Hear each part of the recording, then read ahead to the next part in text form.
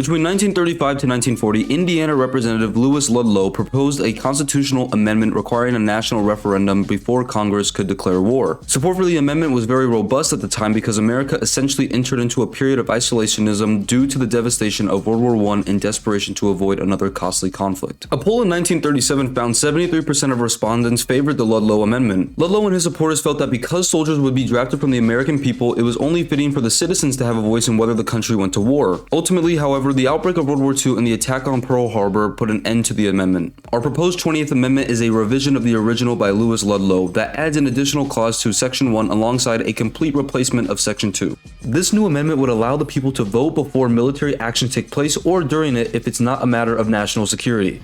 Wars and other international conflicts are fought by the people/citizens, often through drafts, and are funded by the people's taxes. This is why we believe that the citizens should have a say in whether or not the country joins a conflict.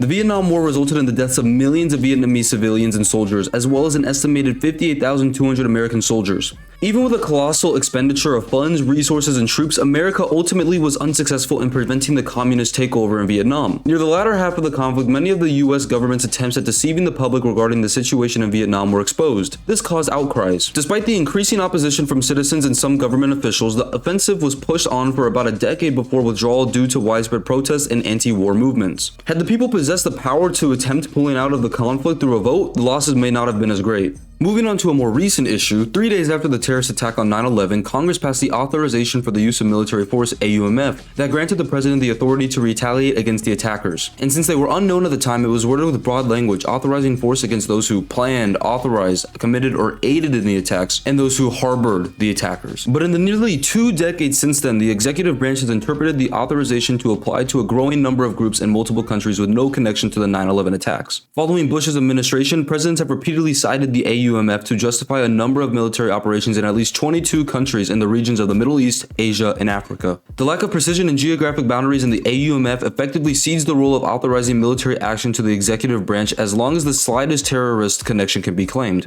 which doesn't seem logical. In just the Iraq and Afghanistan war against non-state actors and minor third world dictators, the US has spent around $6 trillion.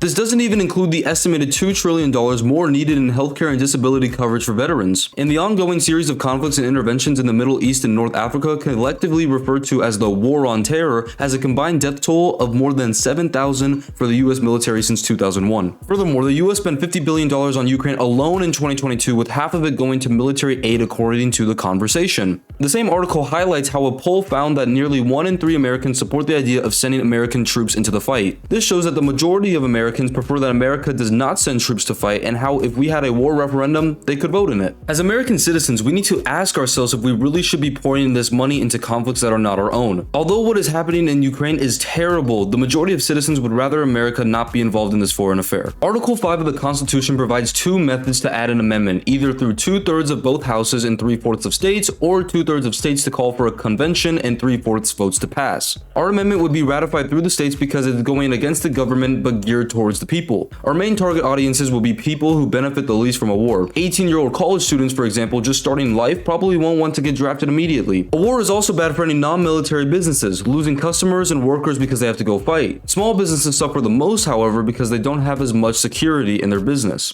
International wars could also delay or cut shipments and supplies of products. With how far-reaching social media is, it wouldn't be hard to raise awareness about what goes into wars and how much is being lost. Not to mention how easily it reaches friends, family, and acquaintances. Once we get sizable support, we can then appeal to bigger organizations such as Peace Action or United for Peace.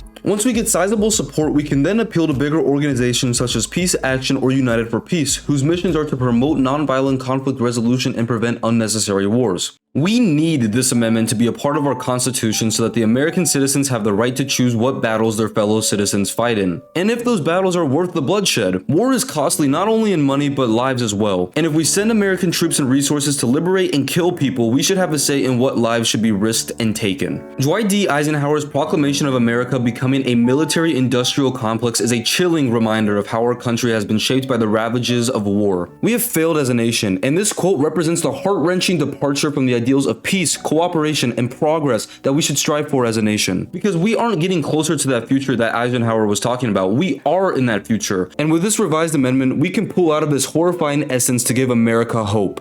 Thank you.